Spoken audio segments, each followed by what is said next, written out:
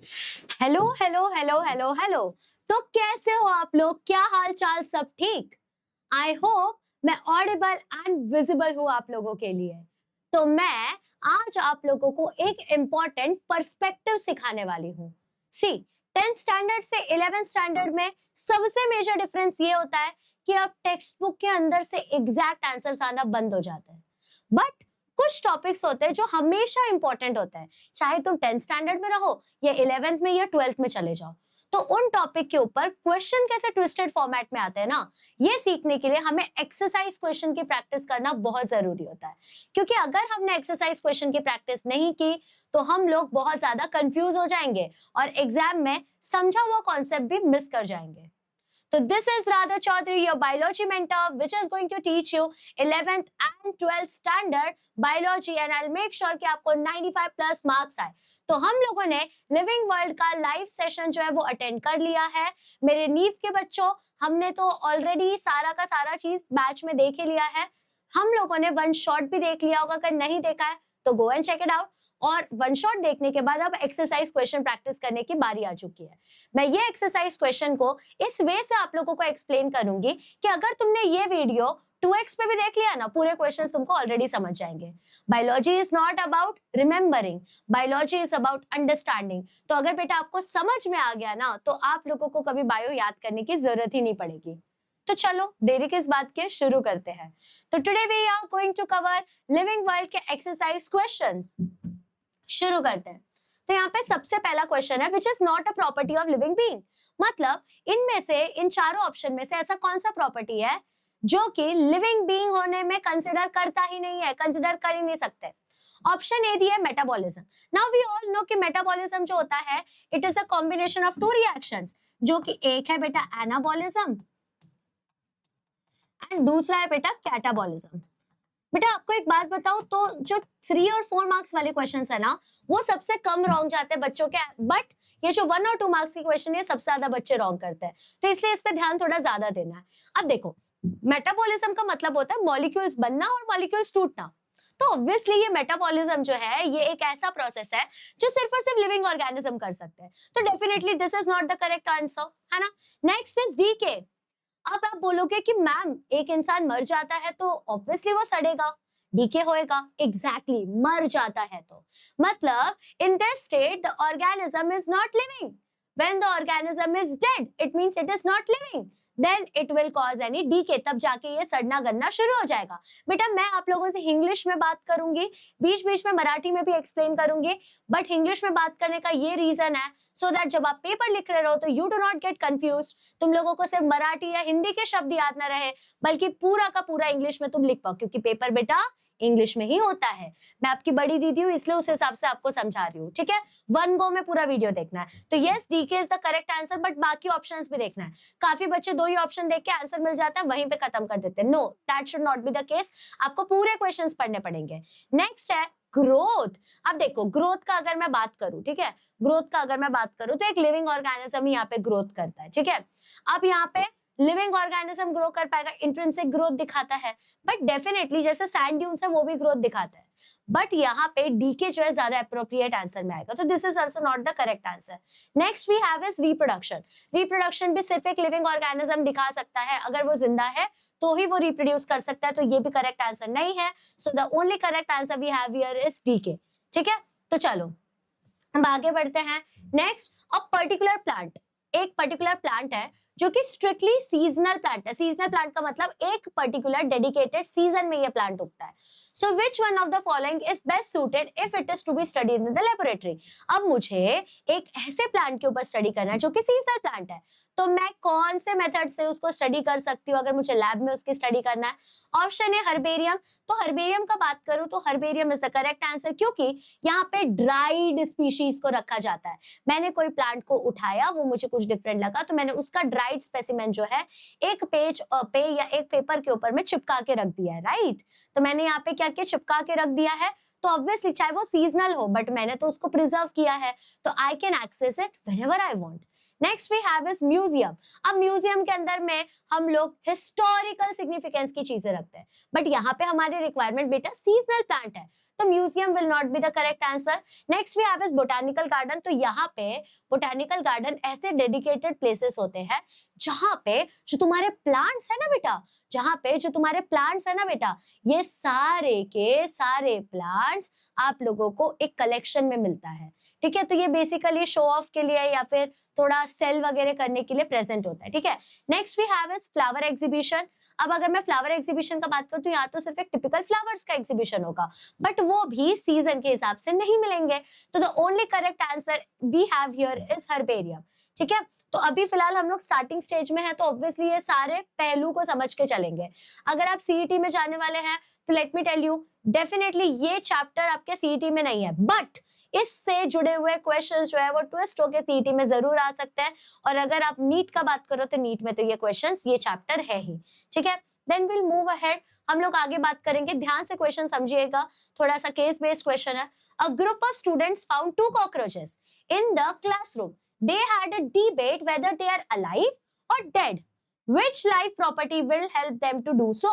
अब एक ग्रुप था स्टूडेंट्स को, उन्होंने 2 कॉकरोच मिला उनको, तो अब ऐसा कौन सा प्रॉपर्टी, ऐसा कौन सा तरीका है जिसके through they can find out कि ये जो 2 कॉकरोचेस है वेदर दे आर अलाइव और डेड, जिंदा है या मरे हुए हैं, है ना, जीवंत है कि मेला है।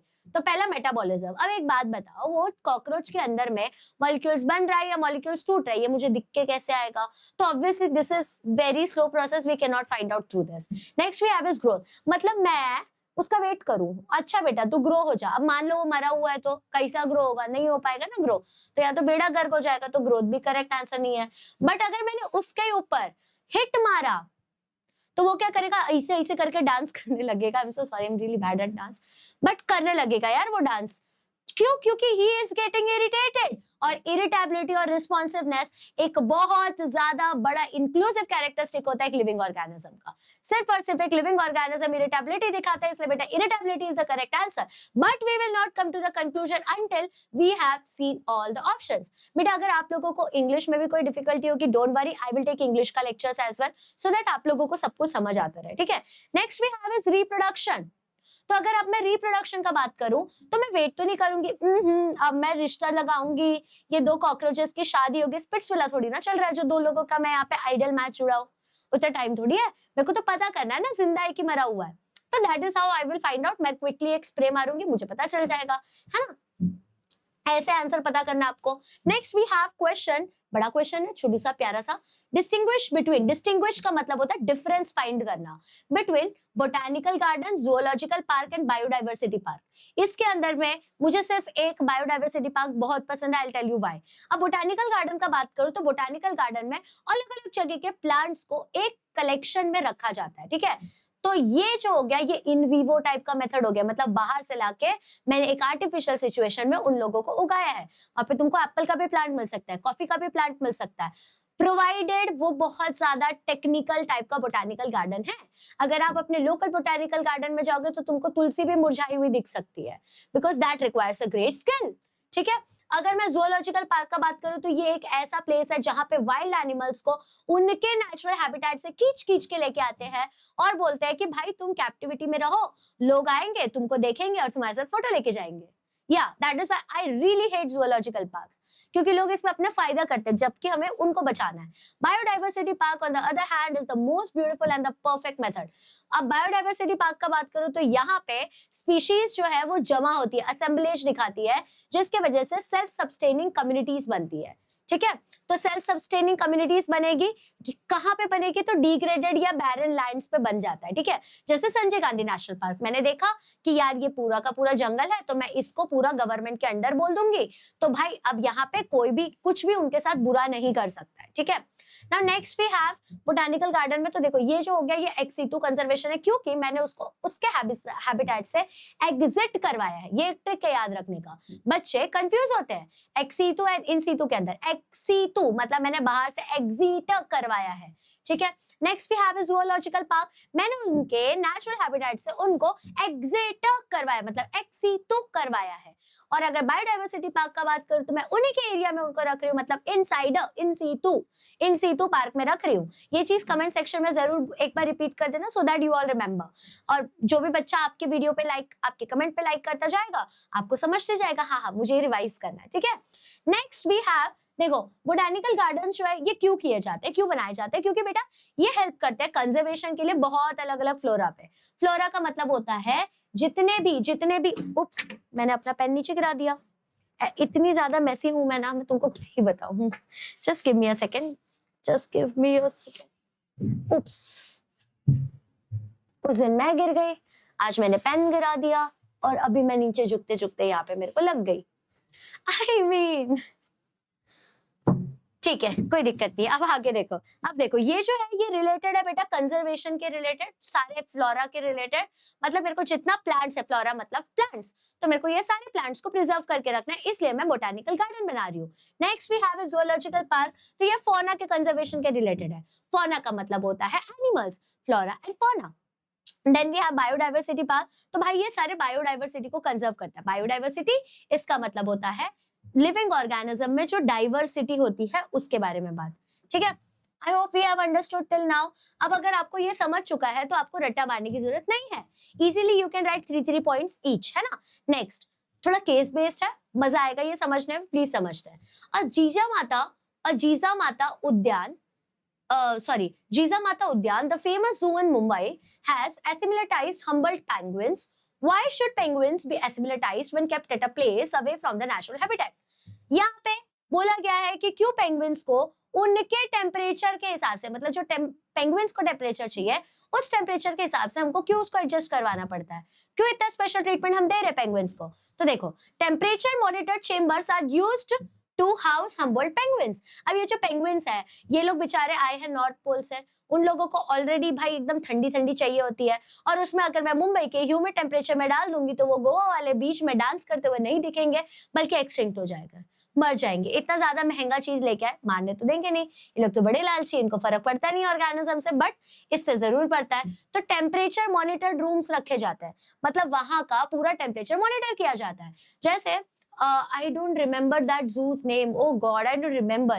जब मैं इसमें थी, जब मैं कॉलेज में पढ़ाती थी, तो उस टाइम पे हम लोगों ने बच्चों को एक्सकर्शन लेके गए थे, तो वहां पे बाइकला जू, यस बाइकला जू, तो वहां पे पेंगुइन्स थे, ठीक है। तो पेंगुइन्स को ऐसे बर्फ के पानी वगैरह में रखा था, फुल ठंडा चेम्बर था, तो that was Humboldt created, that was acclimatized chamber, जो कि टेम्परेचर मॉनिटर किया जाता है यहाँ पे, ठीक है।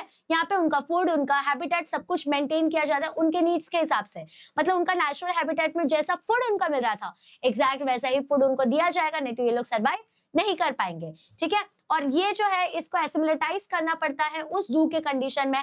अगर ये प्रिकॉशंस नहीं लिया गया तो भाई वो लोग बेचारे सर्वाइव नहीं कर पाएंगे एंड वो लोग वहीं के वहीं मर जाएंगे, क्योंकि ये कंडीशंस उनके लिए सुटेबल नहीं है। इसके वजह से ये सारे चेंजेस करने पड़ते हैं, ठीक है।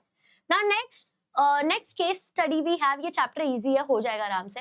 Riya found peculiar plant on her visit to Himachal Pradesh. What was the way she can show it to a biology teacher and get information about it? अब रिया नाम की एक लड़की है, उसको एक खतरनाक सा प्लांट दिखा, अब उसको अपने बायो टीचर को दिखाना था।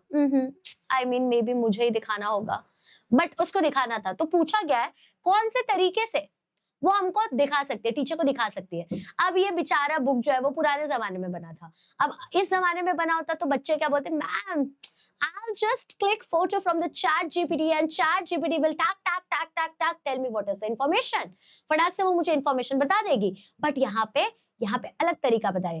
रिया जो है वो फ्लावर को प्लक यानी कि तोड़ सकती है और साथ में उसको प्रिजर्व कर सकती है हर्बेरियम के फॉर्म में, मतलब ड्राइड फॉर्म में प्रेजेंट, और फिर बाद में वो अपनी टीचर को वो चीज प्रेजेंट कर सकती है। बट इसके वजह से बायोडाइवर्सिटी वहां का बिल्कुल भी डिस्टर्ब हो सकता है, क्योंकि बायोडाइवर्सिटी, अब जैसे एक इंसान को तुम मार दो तुम्हारे पे मर्डर केस हो जाता है, तो यहाँ पे एक प्लांट को मारोगे तो तुम्हारे ऊपर केस तो बनता है ना, क्योंकि तुमने तो बायोडाइवर्सिटी खराब कर दी। तो इसकी जगह she can click the photograph और बाद में वो अपनी टीचर से पूछ सकती है। तो तुम अपना तरीका भी लिख सकते हो यार, तुम अपना तरीका भी यहाँ पे लिख सकते हो, केस बेस्ड है। As I have already told you, science needs your logic, it doesn't needs your memory, ठीक है। आगे बढ़ते हैं, नेक्स्ट क्वेश्चन देखते हैं। At Andaman authorities do not allow tourists to collect shells from beaches. Why it must be so? अब यहाँ पे बोला गया अंडमान निकोबार जो आइलैंड है वहां पे बिल्कुल भी अलाउड नहीं है कि तुम बीचेस पे शेल कलेक्ट कर लो। See I am a beach person, I usually at least साल में एक बार I go to Dahanu beach because that is very close to me. मुझे जब भी कुछ ऐसा सैड फील होता है या मुझे अच्छा नहीं लगता तो मैं वहां जाती हूँ। गोवा इज वेरी ओवररेटेड और बहुत अल्कोहल वगैरह लोग पीते हैं and I am completely against alcohol and non veg and everything. मतलब नॉनवेज फिर भी ठीक है यार, तुम हेल्थ के लिए खा रहे हो, बट अल्कोहल बिग नो। तो मैं कभी गोवा गई ही नहीं हूँ, आई have already avoided it. But beaches मुझे बहुत पसंद है तो मैं दहानू जाती हूँ, वहां पे बहुत पारिवारिक माहौल होता है, अच्छा होता है।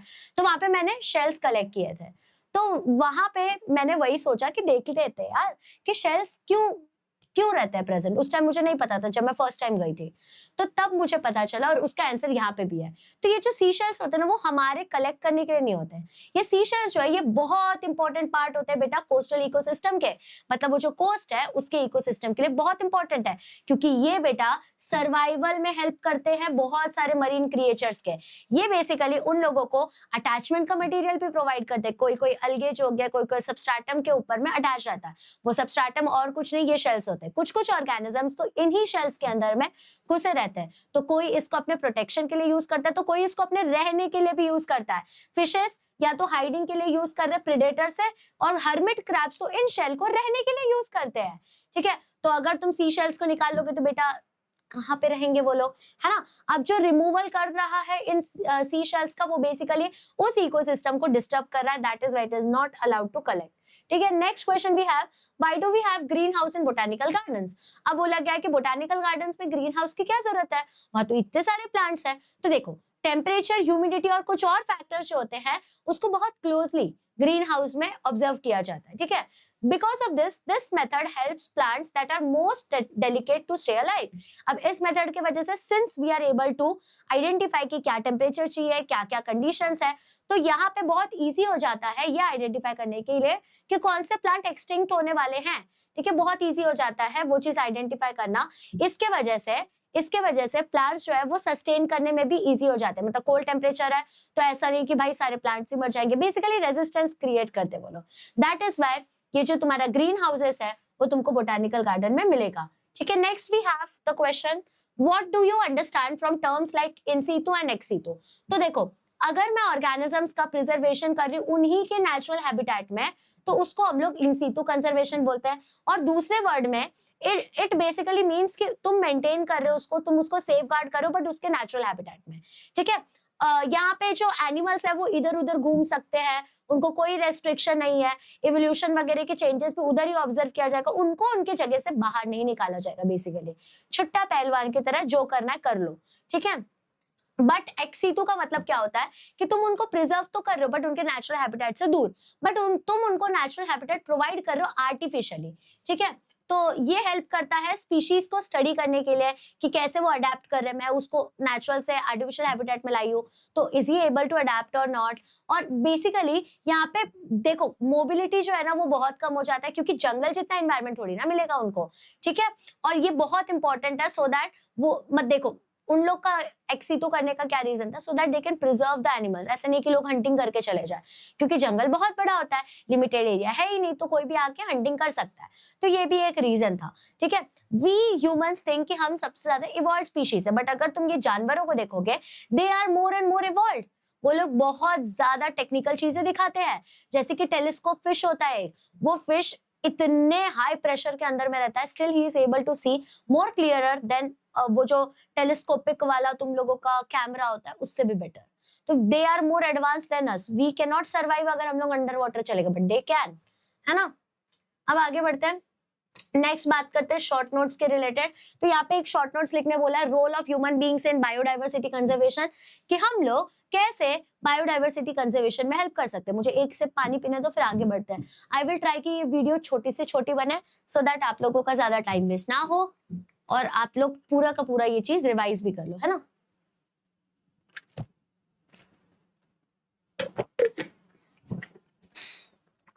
ओके ठीक है, अब बात करते हैं, देखो Due to rapid increase in human population and industrialization, humans have overutilized natural resources, leading to degradation of the environment. अब देखो, हम लोग जैसे जैसे तरक्की के पास आते जाते हैं, वैसे वैसे हम लोग नेचर से दूर जाते जाते हैं. I'll give you an example. एक बार मैं महाबलेश्वर गई थी एंड कार ट्रिप किया था हम लोगों ने, ठीक है. तो हमने क्या देखा, मतलब आई ऑब्जर्व, क्योंकि ऑब्वियसली कीन ऑब्जर्वेशन. तो मैंने क्या ऑब्जर्व किया, जब हम महाबलेश्वर जा रहे हैं, जो पेड़ है ना, दैट वाज लिटरली थिक, इतने मोटे मोटे पेड़ थे, मतलब ब्रांचेस तो दिखना मुश्किल था, इतने लीव्स थे, इतने लीव्स. तो जब हम रिटर्न आ रहे थे ना, तो जैसे जैसे हम मुंबई की तरफ बढ़ रहे थे, वैसे वैसे जो वेजिटेशन है, जो अच्छा अच्छा प्लांट्स है, वो दूर जाते जा रहा था. तो बेसिकली दिस वाज प्रूविंग कि कैसे इंडस्ट्रियलाइजेशन जो है वो हम लोगों को बायोडाइवर्सिटी से दूर लेके जाता है. तो यहाँ पे सिर्फ हम ही है, हमने खराब किया, तो ओनली वी आर रिस्पॉन्सिबल कि हम इसको ठीक कर सके, ठीक है. तो humans are capable of conserving and improving the quality of nature. जो इंसान है उसने खराब किया तो वही रिस्पॉन्सिबल है, और वो केपेबल है ये सारी चीजों को फिर से लाइन में लाने के लिए. इसके वजह से ह्यूमंस जो है वो एक मेजर रोल प्ले करते हैं बायोडाइवर्सिटी कंजर्वेशन के अंदर, ठीक है. वही है जो ये सारी चीजें कर सकते हैं. अब देखो, कंजर्व करने के लिए क्या क्या करना पड़ेगा. In order to conserve biodiversity and its environmental resources, humans must use the resources rationally and avoid excessive degradation of environment. अब अगर तुम लोगों को बायोडाइवर्सिटी और एनवायरमेंट को प्रोटेक्ट करना है, तो सारी चीजें यूज करने से पहले ना, एक चीज तुम लोगों ने 10th स्टैंडर्ड में एक चीज पढ़ा होगा कि जितनी भी चीज तुम देख रहे हो ना, इमेजिन करो कि ये लैंड, ये रिसोर्सेस, ये बायोडाइवर्सिटी, ये सब पे तुम भाड़े पे आए हो. You are on lease. ये तुम्हारे पापा की जमीन नहीं है. लिटरली ये स्टेटमेंट था तुम्हारे 10th स्टैंडर्ड के साइंस 2 के टेक्स्ट बुक में. तो इसलिए रैशनली सोच समझ के यूज करना चाहिए. अरे अपने यहाँ तो 24 घंटे पानी आ रहा है ना, पानी चलने दो, क्या ही होता है. मैं ब्रश कर रहा हूँ ना, टैप ओपन ही रहना चाहिए, क्या ही होता है. अरे चप्पल टूट गया, फेंक दो चप्पल को उठा के. बेटा ये छोटे छोटे चेंजेस जो है ना, वो इतना बड़ा बायोडाइवर्सिटी को खराब करने से बचाता है. छोटे छोटे चेंजेस बचाता है, ठीक है. Now human beings are stakeholders of the environment and need to come together to overcome pollution and improve the environment quality in order to conserve biodiversity. अब human beings जो है वो stakeholders है, they are responsible कि उन लोगों को ही anyhow ये biodiversity को improvise करना है, quality को improvise करना है, नहीं तो धीरे धीरे सारी चीजें खत्म होती जाएगी. तो अपने सारी चीजों को लिमिट करो, ज्यादा यूज करने की जरूरत नहीं है. प्लास्टिक को रिफ्यूज करो, ट्राई करो कि रिफिल वाले पेन्स यूज करें, ट्राई करो कि जितना ज्यादा प्रिजर्व कर सके उतना प्रिजर्व करो, रिसाइकलिंग का ट्राई करो, है ना. Human beings also play a role in conservation of biodiversity by establishment of various sites for in situ and ex situ conservation. तो ह्यूमंस जो है वो रिस्पॉन्सिबल है इन सितु और एक्स सितु कंजर्वेशन के साइट्स को बैठाने के लिए, क्योंकि अगर वो नहीं होंगे तो ये सारी चीजें ऐसी एक्सटिंक्ट होते जाएगी और लास्ट में हम लोगों को सांस भी जो है वो सिलेंडर से लेना पड़ेगा. तो we should be aware about this. भाई इसमें तो तुम भर भर के आंसर लिख सकते हो यार, यही लिख देना जो मैंने दिया भले. Next question, right A short note on importance of botanical garden. अब बोटानिकल गार्डन का क्या इंपॉर्टेंस है. सबसे पहली बात, बोटानिकल गार्डन जो है वो रिकॉर्ड रखता है जो भी लोकल फ्लोरा अवेलेबल है उसका. फ्लोरा मतलब प्लांट का जो भी काउंट है वो. अब यहाँ पे बेटा कलेक्शन होता है मोनोग्राफ का. मोनोग्राफ मतलब एक मैंने ऑर्गेनिज्म उठाया और उसकी ही पूरी की पूरी स्टडी कर दी है, ठीक है. So the collection contains living plant material as well as preserve specimens that are needed for studies and research, ठीक है. तो ये कलेक्शन जो है इसके अंदर में लिविंग प्लांट मटेरियल भी रहता है और साथ ही साथ में प्रिजर्व स्पेसिमेंस भी रहता है, जो कि बहुत ज्यादा जरूरी है स्टडी और रिसर्च के लिए. सीड्स हो गए, प्लांट्स हो गए, ये सब जो है इनको सप्लाई किया जाता है बोटानिकल गार्डन के थ्रू, सो दैट हम लोग एक देखो बोटानिकल गार्डन में जो जा रहा है कुछ अलग ही तरीके का पेड़ दिख गया तो बेसिकली कोई अपने यहाँ उगाएगा, कोई सीड लेके चला जाएगा, तो उसके वजह से वो प्लांट जो है उसका लाइफ जो है वो बढ़ता जाएगा, ऐसे नहीं कि एक्सटिंक्ट हो जाए, ठीक है. A green house is kept in order to cultivate rare and unusual plants. तो ग्रीन हाउस जो होता है वो रखा जाता है सो दैट रेयर और अनयूजुअल प्लांट्स को वहां पे उगा पाए, जो कि हमने अभी पीछे डिस्कस किया था. Some of the botanical gardens have a research laboratory attached to them. कुछ कुछ बोटानिकल गार्डन्स है वो बोटानिकल गार्डन्स जो है उससे अटैच रिसर्च लेबोरेटरीज भी होते हैं, सो दैट लोग उसके ऊपर में रिसर्च कर पाए, समझ पाए. अब जैसे महाबलेश्वर जो है वो कुछ नहीं था पहले, but it all evolved, it became a tourist place because of obviously scenic beauty. बहुत सुंदर है वो, बहुत पिक्चर्स है. बट एक और चीज, स्ट्रॉबेरीज, तो वहां पे उन लोगों ने they kept on doing research और उसके वजह से उसको वर्ल्ड वाइड बना दिया उन लोगों ने. Not world wide but at least India में तो फेमस हो गया है, क्योंकि वहां के प्रोडक्ट्स के ऊपर में दे डिड रिसर्च. तो अगर हम लोगों को कोई चीज को बचानी है तो हमें उसको खूबसूरत दिखाना पड़ता है, क्योंकि इंसान वैसा ही है, उसको फर्क ही उस चीज से पड़ता है जिस चीज से. अब देखो देश में वॉर हो रहा है कोई फर्क नहीं है, बट पेट्रोल नहीं आएगा तो ज्यादा फर्क पड़ता है ना, वही हाल है। ठीक है, थोड़ा सा बीच बीच में तुमको ज्ञान भी देते रहूंगी। Last question for the day, how can you as an individual prevent the loss of biodiversity? As an individual तुम ये लॉस को कैसे प्रिवेंट कर सकते हो? तो देखो, पहली बात, each person needs to protect plants and animals on their own. तुमको कोई आके बोलना नहीं चाहिए कि यार तुझे प्लांट्स को प्रोटेक्ट करना है, तुझे एनिमल्स को प्रोटेक्ट करना है। तुम्हारे अंदर वो खुद से होना चाहिए कि नहीं यार करना ही है। ट्रस्ट मी, मुझे पता है, मैंने काफी ऐसे बच्चों को देखा है। लिटरली मैं उस दिन मैं पुणे जा रही थी, ट्रेन से ही जा रही थी, तो वहां पे ना बच्चे थे, और मतलब बच्चे मतलब कितने तुम्हारी एज के होंगे, 11-12 स्टैंडर्ड के। तो एक अंकल थे, उन्होंने क्या किया, उन्होंने संतरा लिया था और संतरा वहीं पे खाया, और उसका जो ये था ना, क्या बोलते हैं, शेल्स जो होते हैं बाहर का, वो ऐसे नीचे फेंक दिया। तो वो बच्चों ने अपने हाथ से वो उठाया और जाके डस्टबिन में फेंका है, और फिर उन्होंने उनको एक्सप्लेन भी किया कि तुमको ये क्यों नहीं करना चाहिए। आई वॉज सो इम्प्रेस्ड कि कितना ज्यादा यूथ चेंज हो रहा है। That is how you should do. You should not expect everything from the government, क्योंकि यार कचरा तो हम ही कर रहे हैं, तो साफ भी तो हमें करना पड़ेगा, है ना। Making posters that provide more information about biodiversity conservation to raise public awareness. Posters बनाओ सो दैट अवेयरनेस क्रिएट हो। अलग अलग चैलेंजेस लाओ। जैसे मैंने काफी ज्यादा इन्फ्लुएंसर्स को देखा है, वो रैंडमली कहीं तो चले जाते हैं, बीचेस पे जाके सारी साफ सफाई करने लगते हैं।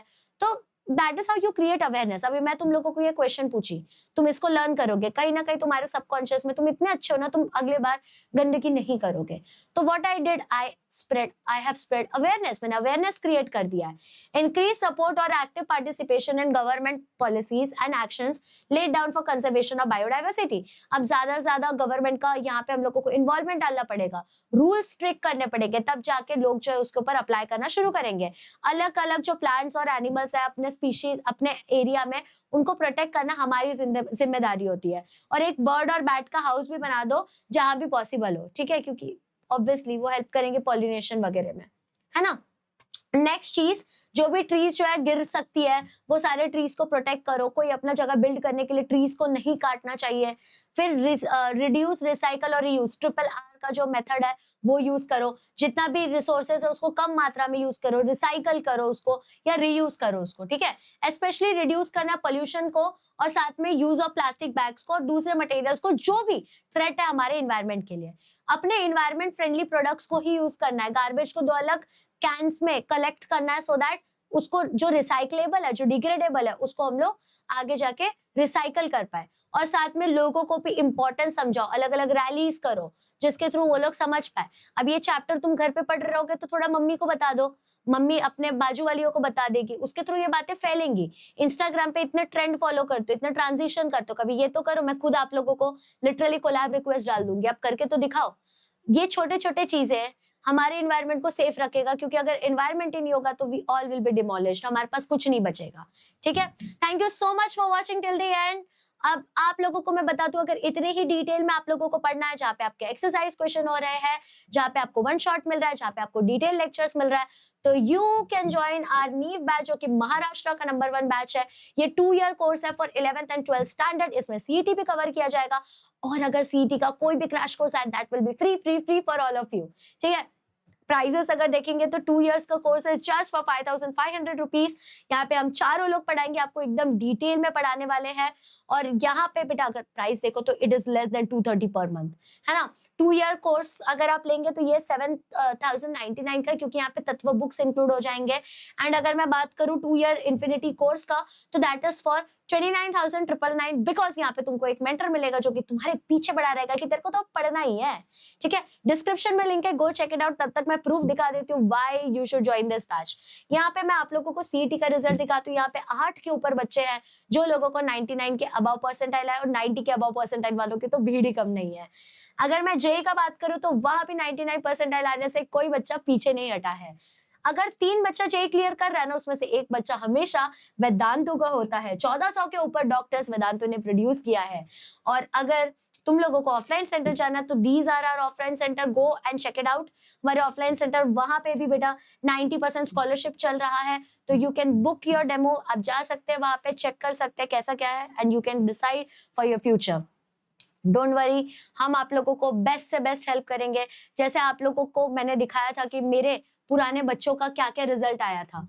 एज़ यू ऑल नो कि मेरे पुराने बच्चों को 98 से लेके 90 के अबव बहुत सारे रिजल्ट आ चुके थे। ये तो सिर्फ बायो की बात की मैंने। ऐसा फिजिक्स, केमिस्ट्री, मैथ्स में भी है। तो why are you waiting for, what are you waiting for, go and check it out और फटाफट से आ जाना है नीव बैच के अंदर में। Thank you so much for watching till the and. आपको कुछ भी डाउट रहा तो कमेंट सेक्शन में बता देना है और ये वीडियो अपने फ्रेंड्स के साथ शेयर करना मत भूलना और फोल्डर बना के इस वीडियो को शेयर सेव भी कर लेना। और मैं ये नोट्स जो है वो डिस्क्रिप्शन में दे दूंगी, आप डिस्क्रिप्शन क्लिक करेंगे, you will find the notes. Bye bye, love you all, see you soon, bye bye.